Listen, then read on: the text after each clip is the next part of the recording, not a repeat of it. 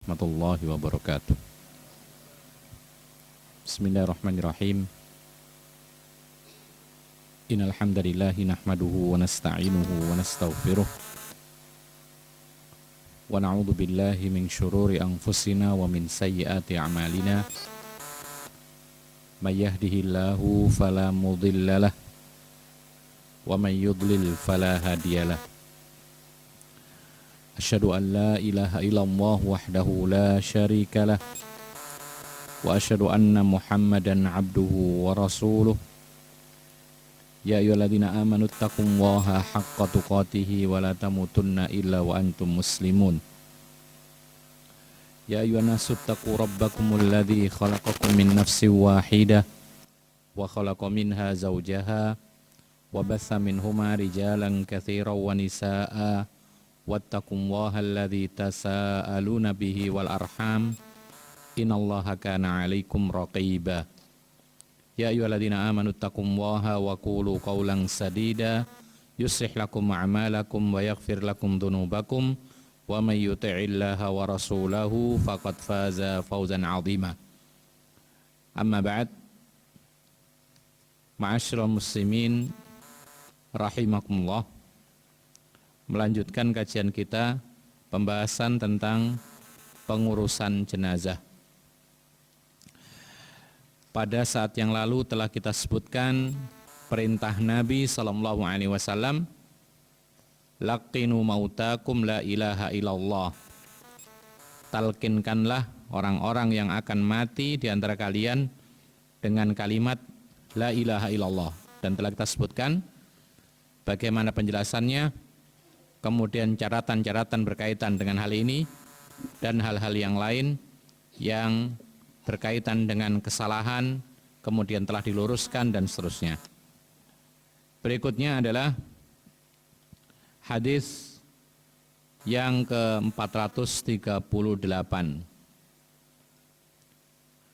An Ma'qil ibn Yasar radhiyallahu anhu anna Nabiya sallallahu alaihi wasallam qala iqra'u ala mautakum Yasin, rawahu Abu Dawud wan Nasa'i wa sahhahahu Ibnu Hibban.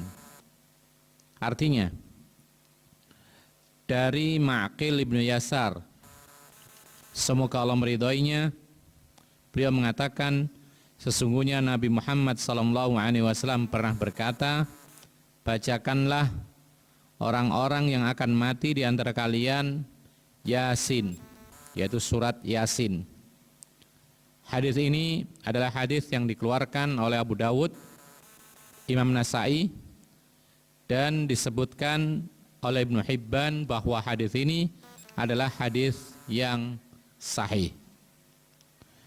Ma'asyiral muslimina rahimakumullah. Hadis ini diperselisihkan oleh para ulama tentang keabsahannya. Ada sedikit yang menyatakan sahih seperti Ibnu Hibban. Tapi ingat, Ibnu Hibban termasuk di kalangan para ahli hadis yang dikenal dengan al-mutasahilun. Kita harus tahu bahwa Ibnu Hibban termasuk salah satu perawi hadis yang dikenal dengan istilah al-mutasahilun. Apa artinya? Yang bermudah-mudahan dalam mensahihkan hadis. Oleh karena itu, para ulama biasa ketika melihat ada Imam Ibnu Hibban mensahihkan sebuah hadis, kemudian langsung tashihnya Ibnu Hibban itu dijadikan perbandingan. Dengan apa? Dengan perkataan para ahli hadis yang lain. Dan ternyata memang demikian. Ternyata banyak sekali para muhaddisin, para ahli hadis yang menyatakan hadis ini adalah hadis yang lemah. Hadis ini adalah dhaif. Bahkan juga ada yang mengatakan muttarib, artinya goncang, tidak bisa dijadikan sebagai dalil dalam membacakan surat Yasin untuk orang yang akan meninggal dunia. Kita bisa sebutkan diantaranya adalah Al-Hakim, Imam Al-Hakim, beliau mengatakan auqafahu Yahya ibnu Sa'id wa ghairuh. Kata Al-Hakim bahwa hadis ini dinyatakan sebagai hadis yang mauquf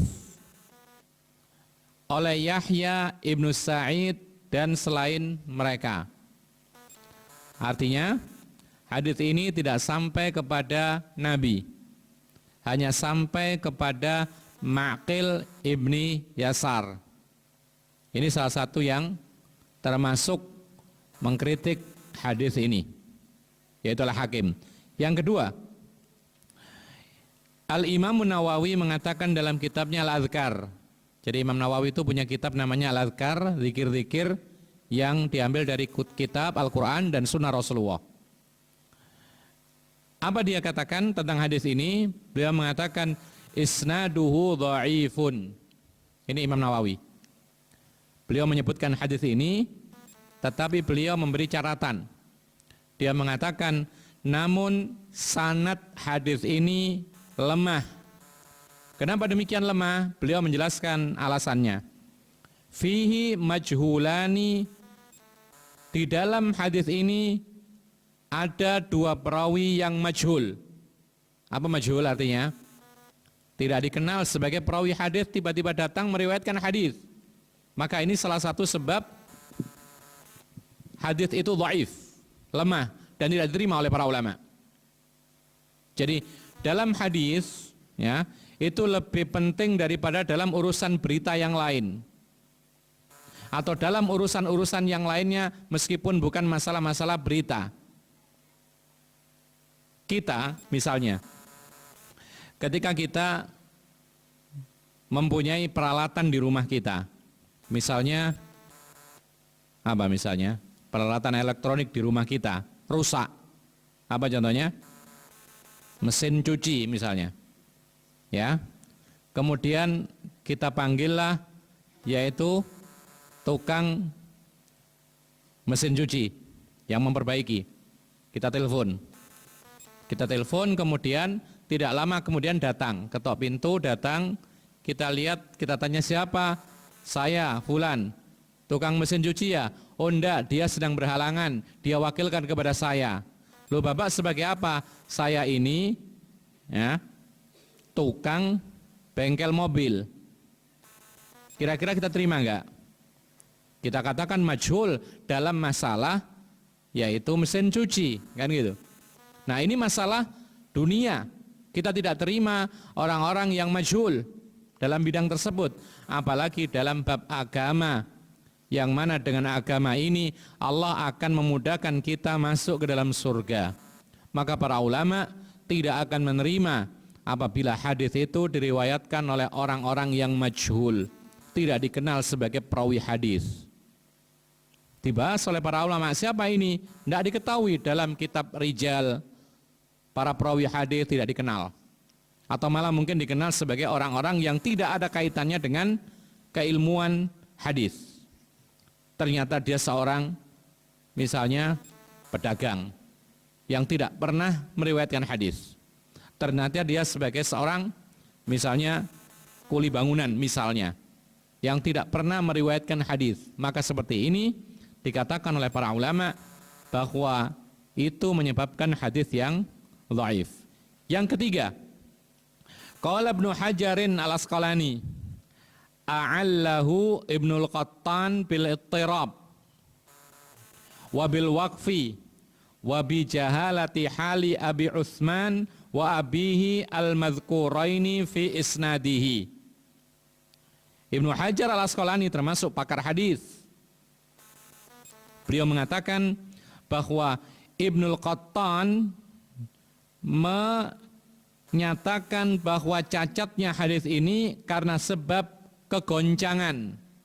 Tidak dijelaskan apa goncangnya, tapi yang jelas hadis ini goncang. Ya, itu satu sebab menjadikan hadis tersebut adalah hadis yang dhaif. Kemudian yang kedua kata Imam Ibnu Hajar Al-Asqalani, wabil waqfi, yang kedua alasannya adalah hadisnya mauquf, terhenti hanya kepada Ma'qil ibni Yasar, tidak sampai kepada Rasulullah. Ini dua. Yang ketiga, wa bi jahalati hali Abi Utsman wa abihi. Kemudian cacat yang ketiga, ini sekaligus dikatakan oleh Imam Ibnu Hajar, menukil perkataan Ibnu Qattan. Alasan yang berikutnya, karena ada dua orang yang majhul, yaitu Abu Utsman dan ayahnya. Jadi hadis ini diriwayatkan fulan an Abi Utsman an abihi. Dicari Abi Utsman ini siapa? Tidak diketahui. Siapa Abi Utsman ini? An abihi, ayahnya. Siapa lagi ayahnya? Tidak diketahui lagi. Maka hadis ini cukup dikatakan sebagai hadis yang dhaif. Ma'asyiral muslimina rahimakumullah. Namun meskipun sebagian para ulama menyatakan hadis ini adalah hadis yang sahih, belum lagi nanti kita katakan banyak sekali yang menyatakan hadis ini dhaif. Seperti Imam Daruqutni mengatakan hadza haditsun dhaiful isnad majhulul matni. Beliau mengatakan, yaitu Ad-Daruqutni, hadis ini adalah hadis yang sanadnya dhaif, matannya pun juga tidak diketahui, tidak dikenal, tidak didukung dengan hadis-hadis yang lain.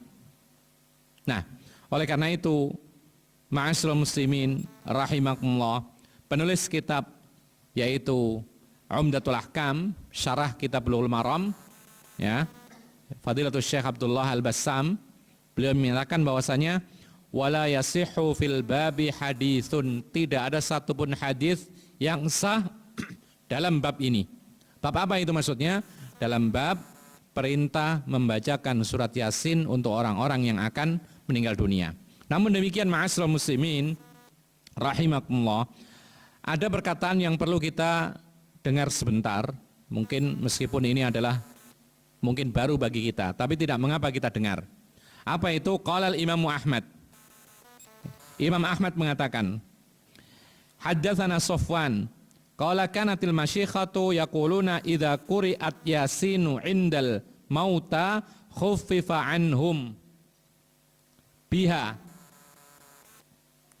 Beliau mengatakan, Imam Ahmad berkata, menyampaikan kepada kami Safwan, beliau berkata, para masyayikh dahulu itu mengatakan, apabila surat Yasin dibacakan di sisi orang yang akan meninggal dunia, maka akan diringankan, yaitu bagi mereka orang-orang yang akan meninggal dunia. Perkataan ini dinyatakan, dinisbatkan kepada Imam Ahmad dari Safwan. Artinya apa? Ada sebagian para ulama yang menyebutkan bahwa itu diamalkan oleh sebagian orang, tapi bukan hadis. Ini perkataan para ulama. Sehingga ma'asyiral muslimin rahimakumullah, kita katakan bahwasanya pendapat yang benar karena ini hadis yang dhaif, maka tidak bisa kita mengamalkan hanya dengan sandaran hadis yang dhaif. Dan banyak sekali penyebab kelemahan hadis tersebut. Kemudian juga tidak didukung oleh Al-Quran atau hadis-hadis yang sahih. Tidak ada satupun Al-Quran atau hadis-hadis yang sahih tentang masalah membaca surat Yasin di sisi orang yang akan meninggal dunia. Ma'asyiral muslimin rahimakumullah. Berikutnya hadis dari sahabat Nabi atau istri Nabi sallallahu alaihi wasallam, Ummu Salamah radhiyallahu anha. Beliau mengatakan, qalat dakhala Rasulullah sallallahu alaihi wasallam ala Abi Salamah wa qad syaqqa basaruhu fa aghmadahu. Dari Ummu Salamah sebelum dinikahi oleh Rasulullah, dia adalah istrinya Abu Salamah. Ketika Abu Salamah meninggal dunia, maka sebelum dikubur, Rasulullah SAW datang ke rumahnya Abu Salamah atau Ummu Salamah, melihat Abu Salamah dalam keadaan sudah meninggal dunia, waqad syaqqa basaruhu, dan sesungguhnya yaitu matanya sudah berat. Artinya apa? Matanya terbuka, ya, kemudian sudah terasa kaku. Lalu Nabi SAW memejamkannya. Dipejamkan oleh Rasulullah, mata yang terbuka. Kenapa kok terbuka? Nanti ada keterangannya. Tetapi sunnahnya ketika ada seorang meninggal dunia, saat meninggal dunia maka sunnahnya adalah dipejamkan matanya. Kenapa demikian? Itulah yang diajarkan Nabi. Ya, yang diajarkan Nabi. Yang kedua disebutkan oleh sebagian para ulama untuk menghindarkan yaitu pandangan yang menakutkan. Jadi kalau orang meninggal dunia nggak ada rohnya kemudian terbelalak begitu, orang merasa takut, apalagi anak-anak, maka dipejamkan untuk menghindari hal ini. Kemudian sambil Rasulullah mengatakan ketika memejamkan mata Abu Salamah radhiyallahu anhu, innar ruha idza qubida ittaba'ahul basar. Sesungguhnya roh apabila dicabut oleh Allah Subhanahu wa taala, maka pandangan itu mengikutinya. Jadi pandangan itu terbelalak mengikuti roh diambil oleh Allah Subhanahu wa taala melalui para malaikatnya, malaikat maut. Nah, kemudian fadhajja nasun min ahli, maka bergoncanglah anggota keluarganya. Ini biasa seperti itu. Faqala, maka Rasulullah bersabda, la tad'u ala anfusikum illa bi khairin. Jangan kalian itu menyeru dengan seruan-seruan kecuali yang baik-baik saja. Kadang-kadang kalau ada orang atau keluarganya sakit keras, kemudian sakaratul maut, kelihatan akan meninggal dunia, maka orang-orang di sekitar teriak-teriak, kemudian mengatakan perkataan yang tidak baik. Ya, maka di sini Rasulullah melarang dan menyuruh untuk berbicara kebaikan saja. Kenapa demikian? Fa innal malaikata tu'amminu ala ma taqulun. Karena para malaikat itu akan mengaminkan apa yang kamu sekalian ucapkan. Ya. Jadi kalau kamu ucapkan, maka malaikat mengaminkan. Dan ingat, malaikat ketika mengaminkan sesuatu, maka itu merupakan doanya para malaikat, dan doanya para malaikat itu makbul, mustajab. Kenapa mustajab? Lain dengan manusia. Manusia kadang-kadang mustajab, kadang-kadang mardud, ditolak. Ya. Kenapa demikian? Di antaranya sebabnya adalah karena malaikat itu la ya'sunallaha ma amarahum wa yaf'aluna ma yu'marun. Malaikat itu selalu melaksanakan apa yang diperintahkan oleh Allah Subhanahu wa taala, tidak pernah durhaka. Sedangkan manusia kadang-kadang durhaka. Makanya kadang-kadang doa manusia itu tidak dikabul, tidak mustajab. Loh, kenapa ada orang bermaksiat kok doanya terkabul? Itu bukan karena doanya, itu karena memang Allah mentakdirkan. Jadi kadang ada orang bermaksiat kemudian minta rezeki, lancar rezekinya, maka rezeki yang lancar itu bukan karena doanya, tapi karena Allah mentakdirkan demikian. Kemudian beliau mengatakan, "Tsumma qala Allahumma ighfir li Abi Salamah warfa' darajatahu fil mahdiyyin wafsah lahu fi qabrihi wa nawwir lahu fihi wa khlufu fi aqibihi," rawahu Muslim. Maka Rasulullah mengatakan dengan doa, ya Allah ampunilah Abu Salamah, tinggikanlah derajatnya bersama orang-orang yang tinggi derajatnya, yang mendapat petunjuk. Luaskanlah kuburnya, terangilah dia di dalam kuburnya, dan berilah pengganti setelah dia meninggal dunia. Ini doanya Rasulullah, dan subhanallah semuanya terkabul tanpa kecuali. Yaitu apa? Diampuni dosanya Abu Salamah, ditinggikan derajatnya oleh Allah, diluaskan kuburnya, diterangi dalam kubur dia ini, kemudian diberikan pengganti, yaitu ketika dia meninggal dunia meninggalkan anak dan istri, maka kedudukan dia diberikan ganti oleh Allah, yaitu Rasulullah sendiri sebagai pengganti Abu Salamah. Akhirnya Rasulullah menikahi Ummu Salamah. Ma'asyiral muslimin rahimakumullah. Dikatakan oleh para ulama, inilah contoh Rasulullah sallallahu alaihi wasallam ketika mendengar salah seorang sahabatnya meninggal dunia, maka Rasulullah bergegas menjenguk keluarga yang sedang kematian sebelum dikubur. Dan ini termasuk sunnah. Jadi para ulama mengatakan kalau bisa ketika kita mendengar ada salah satu keluarga rekan kita meninggal dunia, maka kalau bisa kita jenguk sebelum dikubur. Ya. Kenapa demikian? Yang pertama karena itu sunnah Rasulullah yang dikerjakan Rasulullah. Yang kedua karena berat-beratnya musibah itu ketika awal terjadi musibah. Awal terjadi musibah itu berat-beratnya. Dan disitulah letaknya orang sabar atau tidak sabar. Ya, pernah Rasulullah menegur seorang wanita yang menangisi anaknya meninggal dunia dengan tangisan yang berlebihan, meratap. Maka ditegur oleh Rasulullah, malah Rasul diusir. Tidak sabar. Ilaika anni fa innaka lam tusab bimithli musibati. Kata wanita ini kepada Rasulullah, pergi kamu belum dapat musibah seperti aku. Maka Rasulullah pergi, kemudian wanita ini diingatkan oleh sahabat yang lain. Sahabat mengatakan, wahai ibu, itu tadi Rasulullah. Kaget dia, langsung dia pergi menemui Rasulullah, mau minta maaf. Maka Rasulullah mengatakan, innamas sabru fi sadmatil ula. Sabar yang hakiki itu adalah ketika hentakan musibah terjadi. Jadi ketika engkau mendengar musibah saat itu, dilihat engkau ini sabar atau tidak. Adapun setelah diingatkan, adapun setelah berhari-hari, adapun setelah lewat masa-masa yang lama, kemudian dia menerima, itu bukan sabar yang hakiki. Ketika awal dia mendapat musibah, lihat kondisi orang tersebut. Apakah dia sabar atau tidak. Dan kita bisa melihat ya, ada orang itu kena musibah beda-beda menyikapinya. Ada yang tenang, ada yang tidak tenang, ada yang teriak-teriak, ada yang mukul-mukul, ya.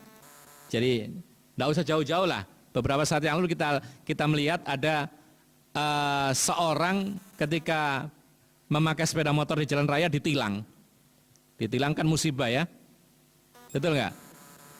Musibah, karena dia harus keluar uang. Maka ada orang yang sabar, ya sudah nerima, mana surat tilangnya diambil, besok diambil di pengadilan. Kemudian ada yang sambil berdebat, ya, kurang sabar, kurang begitu sabar, padahal dia salah. Ada lagi yang sangat-sangat tidak sabar, menghancurkan sepeda motornya sendiri. Ada seperti itu. Ini namanya tidak sabar dengan musibah tersebut. Nah, itulah yang dikatakan oleh Rasulullah, innamas sabru fis sadmatil ula.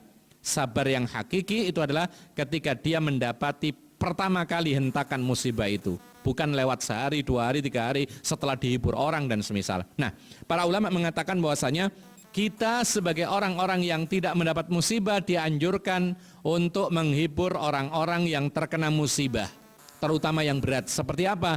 Kematian. Kematian termasuk musibah yang berat. Maka dari itu kita dianjurkan untuk bertakziah. Takziah. Apa takziah itu? Takziah itu bahasa kita nyelawat. Iya, betul ya.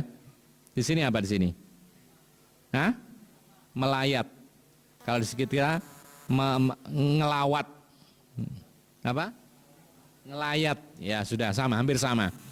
Tapi di sini para ulama mengatakan bahwa yang paling penting daripada takziah itu adalah bagaimana supaya bisa menghibur orang yang kena musibah, mendoakan kebaikan supaya reda beratnya musibah bagi dia. Itu intinya. Jadi takziah itu dari kata azza yu'azzi, menghibur.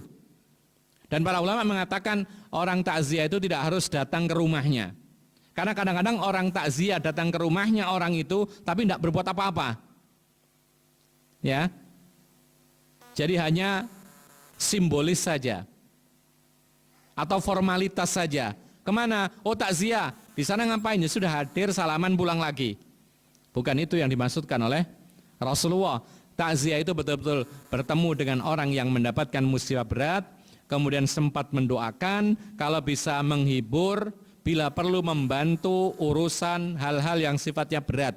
Makanya para ulama mengatakan bahwasanya Rasulullah menganjurkan kepada orang-orang yang ada di sekitar, yaitu orang yang terkena musibah, itu untuk membantu meringankan beban keluarga yang ditinggal mati oleh yaitu orang yang dia cintai. Ma'asyiral muslimin rahimakumullah. Namun para ulama juga mengatakan bahwa takziah itu tidak ada batasan waktu.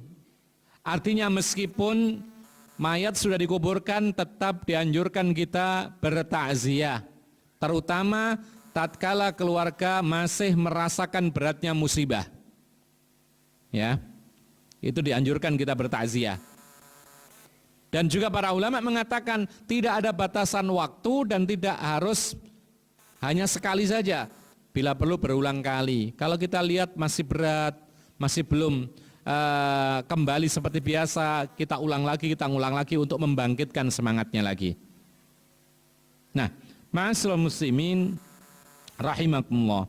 Hadits ini menunjukkan demikianlah menyikapi orang yang baru meninggal. Di antara sunnahnya adalah memejamkan matanya.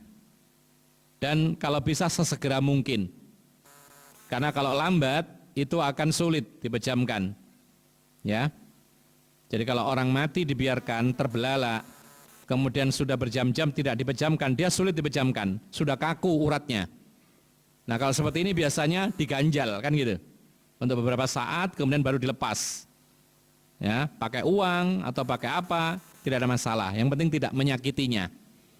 Tapi kalau bisa baru saja meninggal dunia, dipejamkan dengan lembut, demikian dia biasanya ngikut. Jadi ditutupkan kelopak mata atasnya ke bawah, kemudian dia ngikut biasanya dan dia terpejam. Kemudian ma'asyiral muslimina rahimakumullah, dan ini disepakati oleh para ulama sebagaimana dikatakan oleh penulis kitab yang bernama Siddiq Hasan Khan. Beliau mengatakan para ulama sepakat di antara sunnah-sunnah yang dianjurkan dilakukan terhadap mayat yang baru meninggal adalah memejamkan matanya. Kemudian ada keterangan di sini bahwasanya pandangan mata orang yang meninggal dunia itu mengikuti rohnya dicabut oleh Allah. Jadi ketika roh dicabut oleh Allah, dia akan melihat roh tersebut. Artinya dia melihat dengan pandangan mata itu. Jadi matanya terbelalak. Ya. Jadi bukan berarti kemudian oh ini matanya menakutkan, oh berarti ini su'ul khotimah. Tidak. Demikian biasanya. Memang ada kadang-kadang orang meninggal dunia dalam keadaan tidak terbelalak, ada kadang-kadang. Tapi biasanya mayat itu meninggal dunia, matanya melihat ke atas, terbelalak dan semisal, karena dia mengikuti roh dicabut oleh Allah Subhanahu wa taala. Namun ma'asyiral muslimin rahimakumullah, apakah kemudian berarti orang yang meninggal dunia itu sebelum mati dia tahu bahwasanya dia akan meninggal dunia? Tentu saja tidak. Karena tidak ada yang tahu kematian itu kapan kecuali Allah Subhanahu wa taala.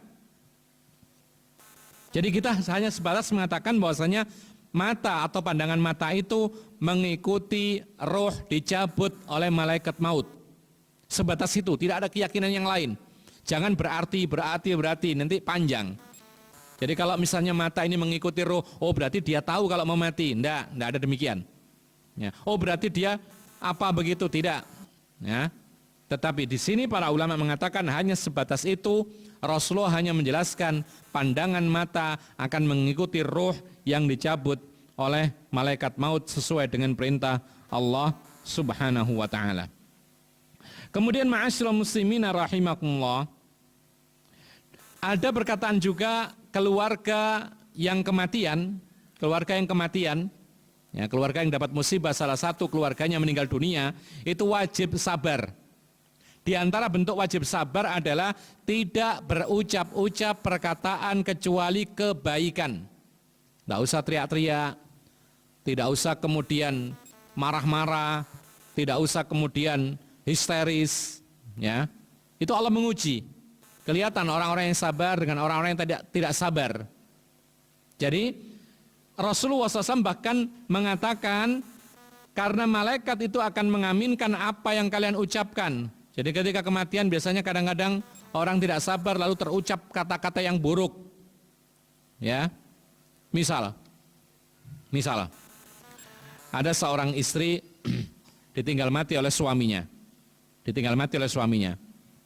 Tiba-tiba lalu tidak sabar sang istri ini mengatakan atau berteriak, "Ya Allah, jangan kau matikan suamiku, saya saja." Bisa mati betulan istrinya. Ya. Jadi Allah Subhanahu wa taala kalau pas saat itu adalah malaikat mengaminkan, maka Allah akan mematikan dia. Ada lagi orang mengatakan, "Ya Allah, mending habis harta saya daripada suamiku mati." lalu ternyata malaikat mengaminkan, bahaya, bisa fakir miskin nantinya. Ya, bahaya. Ya Allah, mending anakku yang sakit-sakit ini saja yang mati daripada suami. Ternyata betul mati, suaminya mati, dia juga mati. Hati-hati. Jadi ikhwan fillah azakumullah. Atau misalnya ada ibu-ibu, dia mengatakan ketika suaminya sakit, sakitnya parah.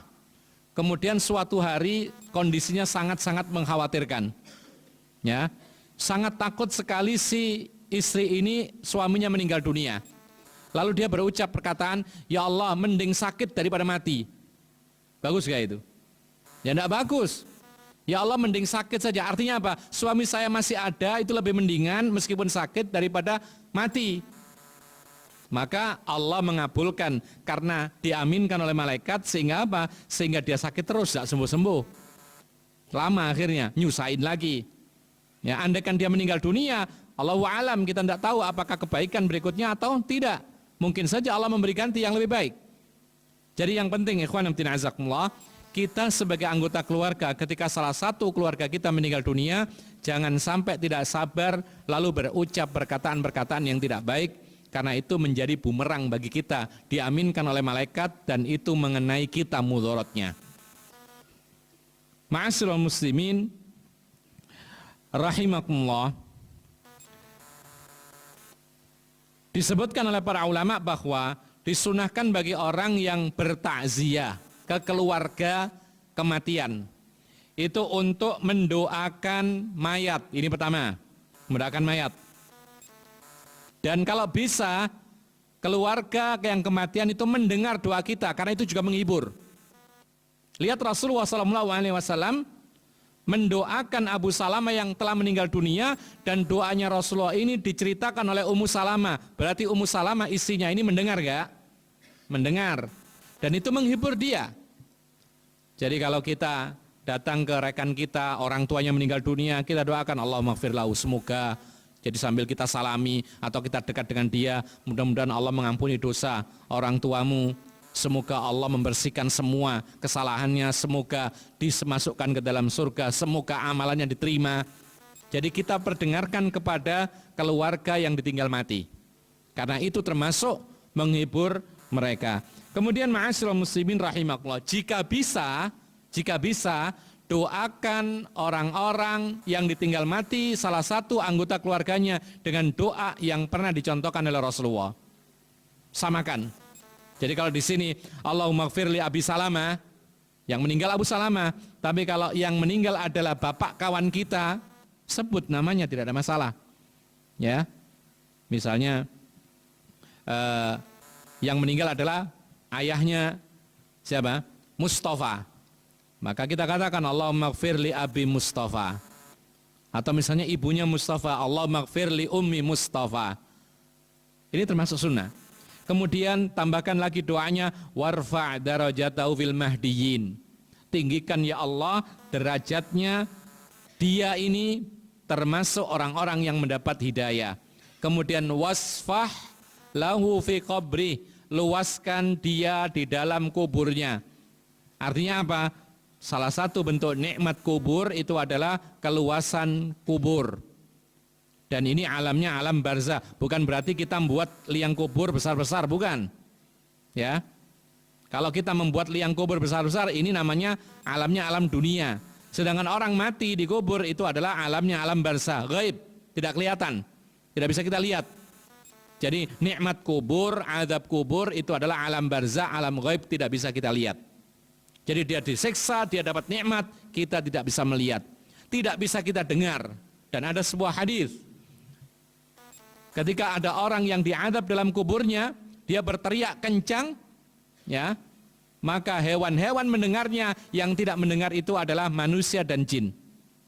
Kalau seandainya manusia mendengar azab kubur, maka dia tidak akan nyaman hidup di dunia, tidak bisa tidur, tidak bisa makan enak, sedih terus mendengar teriakan orang-orang yang disiksa kubur. Maka karena kebijaksanaan Allah Subhanahu wa taala, dibuat manusia tidak bisa mendengar azab kubur. Jadi kalau ada orang mengatakan dirinya telah mendapat atau mendengar azab kubur di suatu tempat, ini bohong. Karena azab kubur itu tidak bisa didengar oleh manusia, tapi ada. Ya. Ada orang misalnya untuk membuktikan adanya azab kubur, maka dia siap untuk dikubur dalam waktu sehari. Kemudian dia tinggal di kuburan situ, ditimbun, kemudian keluar cerita tentang azab kubur begini dan begitu. Ini bohong. Karena dia tidak sampai masuk ke alam barzah kecuali kalau mati. Kalau dia masih hidup, maka dia tidak akan memasuki alam barzah. Sama dengan orang yang koma, mati suri dan semisalnya, ini belum masuk ke dalam alam barzah. Adapun yang mereka ceritakan, maka ini adalah angan-angan atau bisikan setan atau hanya mimpi dan lain sebagainya. Ma'asyiral muslimin rahimakumullah. Maka ini merupakan salah satu doa yang istimewa buat Abu Salamah. Kemudian di sini juga didoakan oleh Rasulullah, wa nawwir lahu fihi, yaitu terangilah dia di dalam kuburnya. Ini pun juga termasuk salah satu bentuk nikmat kubur. Jadi nikmat kubur itu adalah hak, sebagaimana azab kubur itu adalah hak, dan kita selalu berlindung kepada Allah Subhanahu wa taala dari azab kubur yang menimpa kita. Allahumma inni a'udzubika min adzabi jahannam wa min adzabil qabri wa min fitnatil mahya wal mamat wa min fitnatil masiihid dajjal. Di situ doa yang kedua, wa min adzabil qabri, dan aku berlindung kepada Engkau ya Allah dari azab kubur. Kemudian ikhwan fillah azakumullah, ini adalah bentuk-bentuk atau salah satu bentuk nikmat kubur. Kalau nikmat kubur itu adalah diluaskan kuburnya sebagai tempat tinggal di alam barzahnya, diterangi kuburnya sebagai penerangan ketika dia di alam barzah, maka sebaliknya azab kubur itu yaitu kebalikan daripada keluasan dan terangnya kubur tersebut. Kalau azab kubur itu adalah akan disempitkan, yaitu kuburan tersebut, sehingga dia merasakan kesulitan di alam barzah. Yang kedua termasuk azab kubur adalah digelapkan di dalam kuburnya, sehingga dia mendapati kesulitan yang berikutnya di dalam alam barzah. Dan ada lagi yang disebutkan oleh Nabi SAW, orang yang diazab kubur itu akan ditemani oleh binatang-binatang yang menakutkan, dan itu adalah amal buruknya. Bahkan digambarkan dalam sebuah hadis yang menemani dirinya itu adalah ular yang besar, ya, yang berbisa. Bahkan disebutkan ada dalam hadis itu bagian kepalanya itu licin, ular tersebut. Saking apanya? Saking berbisanya. Ini adalah teman bagi orang-orang yang mati dalam keadaan amal dan imannya buruk, dan itu merupakan azab kubur. Adapun orang-orang yang mendapatkan nikmat kubur, maka ditemani dengan makhluk-makhluk yang menyenangkan, dan itu adalah amal kebaikannya selama di dunia. Barang siapa yang mendapatkan azab kubur, maka dia akan mendapatkan azab yang lebih pedih di akhirat. Dan barang siapa mendapatkan nikmat kubur, maka dia akan mendapatkan nikmat akhirat yang lebih kekal abadi selama-lamanya. Kemudian Rasulullah mengatakan wakhlufu fi aqibi, dan berilah ganti bagi orang-orang yang ditinggalkan Abu Salamah. Dan Allah akhirnya mengabulkan doa ini, sehingga Rasulullah akhirnya menjadi suami bagi Ummu Salamah, ya, menggantikan posisi Abu Salamah radhiyallahu anhu. Adzan dulu, kita sambung setelah adzan insyaallah. Kita lanjutkan. Di dalam hadis ini kisah meninggalnya Abu Salamah terdapat ibrah, diantaranya adalah menunjukkan bahwa, atau hadis ini menunjukkan bahwa ini merupakan keutamaan seorang sahabat Nabi yang mulia, yaitu Abu Salamah, salah satu sahabat Nabi yang mendapatkan keistimewaan doa Nabi Sallallahu Alaihi Wasallam. Dan doa Nabi Muhammad Sallallahu Alaihi Wasallam itu mustajab, karena hukum asal doanya Nabi itu mustajab kecuali apabila ada keterangan bahwa doanya tidak dikabulkan. Adapun doa yang tidak dikabulkan oleh Allah, doanya Nabi, itu seperti ketika Rasulullah SAW berdoa supaya umat ini tidak dikacaukan oleh perselisihan. Namun Allah tidak mengabulkan doa ini sebagai bentuk ujian dari Allah Subhanahu wa ta'ala. Kemudian ikhwan fillah azakumullah, ketika kita membahas ruh yang dicabut oleh malaikat maut, diambil oleh Allah Subhanahu wa ta'ala, maka ada banyak orang berbicara tentang roh. Ada misalnya orang mengatakan roh itu bisa gentayangan, ya. Ada mengatakan bahwa roh itu setiap kelipatan 7 harinya datang ke rumahnya masing-masing, ya. Ada lagi yang mengatakan bahwa rohnya orang yang mati itu bisa datang membantu, yaitu orang-orang yang hidup dan semisalnya. Apakah ini dibenarkan? Jawabannya bahwasanya karena masalah roh ini adalah perkara gaib, ya. Dan Allah pernah menjelaskan tentang pertanyaan-pertanyaan manusia tentang roh. Kata Allah Subhanahu wa taala, "Yas'alunaka 'anir ruhi qulir ruhu min amri rabbi wa ma utitum minal ilmi illa qalila." Manusia akan bertanya kepadamu tentang roh. Maka katakanlah wahai Muhammad sallallahu alaihi wasallam, sesungguhnya roh itu urusan Tuhanku Allah. Tidak tahu kita tentang detailnya bagaimana, ya. Dan kata Rasulullah SAW atau kata Allah Subhanahu Wa Taala, wa ma utitu minal ilmi illa qalila. Kamu semua tidak akan diberi oleh Allah ilmu kecuali sangat-sangat sedikit. Sehingga apa? Karena sedikitnya ilmu kita tidak tahu bagaimana tentang roh yang sebenarnya. Jadi tapi roh itu ada. Buktinya ketika orang itu dicabut rohnya atau nyawanya, dia tidak bergerak, mati. Ketika ada rohnya dia hidup, bergerak. Berarti memang roh itu ada. Dan disitulah letak hidupnya manusia. Dan roh itu lebih penting daripada jasad. Oleh karena itu ma'asyiral muslimin rahimakumullah, kita tidak bisa mengetahui apa roh itu bagaimana bentuknya, kemudian warnanya apa misalnya. Tidak ada yang tahu. Yang tahu hanya Allah Subhanahu wa ta'ala. Oleh karena itu tidak ada, ketika tidak ada dalil baik dari Al-Quran ataupun Sunnah, tidak ada dalil yang mengatakan bahwasanya roh itu gentayangan misalnya, tidak ada, maka tidak boleh kita yakini. Tidak ada dalil yang mengatakan bahwasanya roh itu akan datang setiap kelipatan 7 hari. Tidak ada keterangan demikian dalam Quran dan Sunnah, maka kita tidak boleh percaya demikian. Atau misalnya roh itu datang kemudian bisa membantu keperluan keluarga, maka ini semuanya pun juga termasuk tidak dibenarkan. Adapun ketika ada pada suatu saat ketika ada meninggal dunia, kemudian tiba-tiba datang bersuara seperti suara orang yang meninggal dunia, maka ini semuanya adalah setan yang menyerupai orang-orang yang meninggal dunia. Untuk apa? Untuk menyesatkan jalan manusia. Biasanya nanti akan ada perintah-perintah yang tertentu, lakukan ini, lakukan itu, ritual ini, ritual itu. Maka Islam ini sudah sempurna.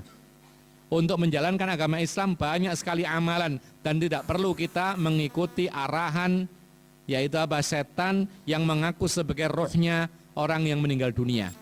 Tidak perlu melakukan demikian. Dan itu was-was setan. Dan mungkin ada ancaman-ancaman. Kalau tidak maka akan terjadi musibah demikian dan demikian. Kalau tidak dilakukan ini nanti nular kematiannya. Tidak ada istilah nular kematiannya. Ya. Jadi ikhwan fillah azakumullah, ada di tempat kita kepercayaan bahwasanya tempat pembaringan mayat. Di tempat kita itu ada keyakinan tempat pembaringan mayat sebelum dikubur, ya, itu kalau dipakai tidur oleh orang hidup setelahnya, itu nanti akan nular kematiannya, ya. Dan kebetulan di tempat kita dahulu itu ada kejadian seperti itu. Jadi ketika ada bahasa kita amben, tahu amben ya? Apa itu? Bayan, ya. Jadi tempat duduk-duduk, tempat tidur juga bisa yang dari bambu itu. Biasanya kalau mati ditaruh situ sebelum dirawat, sebelum dikuburkan. Nah, bekas tempat tidur mayat yang sekali dipakai tadi, kalau dipakai orang hidup maka dia akan menular kematiannya. Dan pernah terjadi karena memang itu sakit sebenarnya. Orang yang kedua ini sakit sehingga meninggal dunia. Kebetulan saja pakai amben tadi, bayan tadi. Kemudian sehingga akhirnya apa? Pernah juga suatu ketika terjadi ada salah satu meninggal dunia di tempat kita. Kemudian pakai amben tadi. Nah, kemudian Kemudian setelah dikuburkan amben ini dibiarkan di pinggir jalan. Tidak ada satupun orang yang ngambil. Takut ketularan mati. Nah, itu terjadi seperti ini. Maka seperti ini ikhwan fillah azakumullah, ini adalah termasuk khurafat. Ya. Jadi meyakini bahwasanya kematian itu akan menular kepada orang-orang yang memakai bekas-bekasnya mayat, maka ini tidak benar, karena ini urusan Allah Subhanahu wa taala ilmu seperti ini. Sama dengan masalah-masalah yang lain, ada keyakinan sebagian orang di tempat kita juga, kalau ada orang meninggal dunia jangan sampai dipakai sarungnya. Ya, kalau sarungnya dipakai nular kematiannya. Ini pun juga semua termasuk khurafat.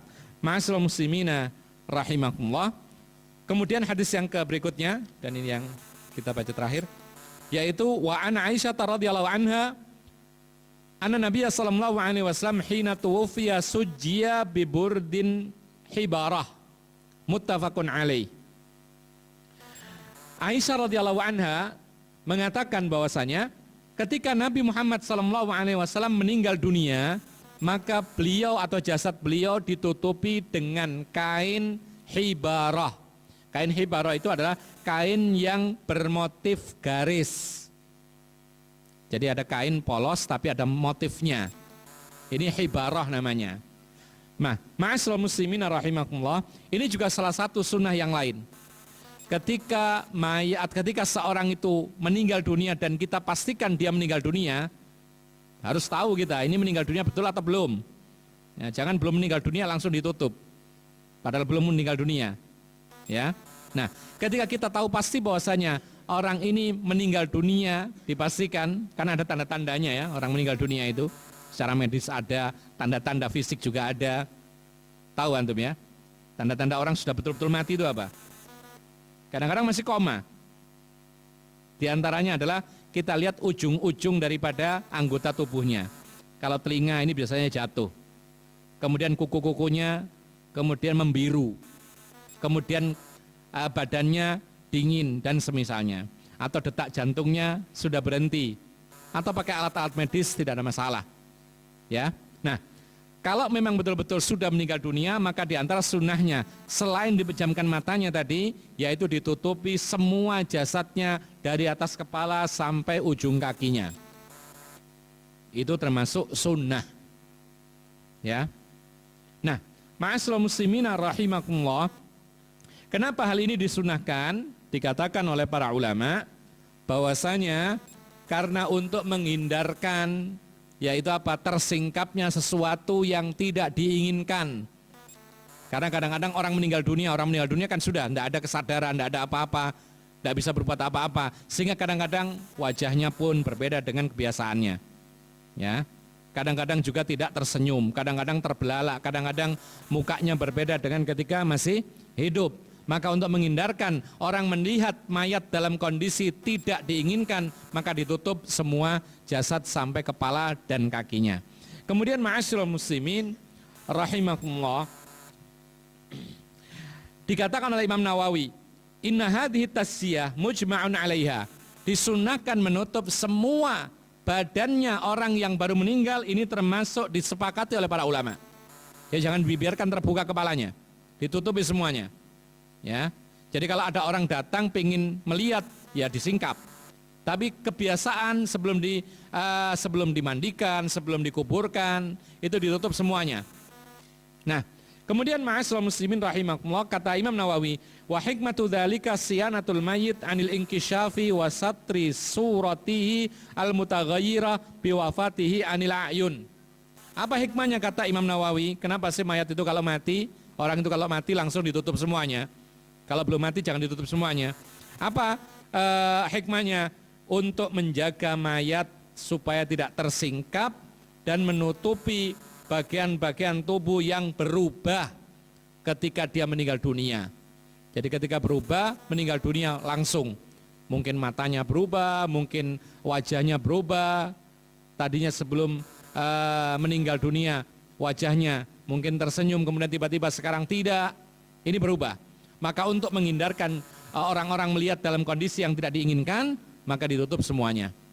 Ma'asyiral muslimin rahimakumullah, para ulama mengatakan bahwa inilah salah satu sunnah yang dianjurkan ketika orang itu meninggal dunia. Bahkan ini dilakukan oleh para sahabat Nabi terhadap Nabi Muhammad SAW, dan ini kebiasaan yang berlaku dari sejak dulu sampai sekarang. Makanya benar ya, kalau kita melihat di jalan itu ada kecelakaan, ya, itu kalau ada sudah ditutupi kepalanya berarti meninggal dunia. Ini benar. Tidak ada masalah, bagus ini. Ya, sesuai dengan sunnah Rasulullah. Ya, karena memang apa? Karena memang kondisinya ketika meninggal dunia lain dengan ketika hidup. Kelihatannya lebih buruk misalnya. Maka termasuk sunnah Rasul menutup mayat seketika dia meninggal dunia, yang ditutup semua jasadnya dari atas kepala sampai ke ujung kaki. Ma'asyiral muslimin rahimakumullah. Mungkin ini yang bisa kita sampaikan. Ada yang bertanya barangkali? Barangkali ini yang bisa kita sampaikan, mudah-mudahan bermanfaat. Wa akhiru da'wana alhamdulillahirabbil alamin wa sallallahu ala nabiyyina Muhammadin wa ala alihi wa sahbihi ajmain. Subhanakallahumma bihamdika asyhadu an la ilaha illa anta astaghfiruka wa atubu ilaik. Assalamualaikum warahmatullahi wabarakatuh.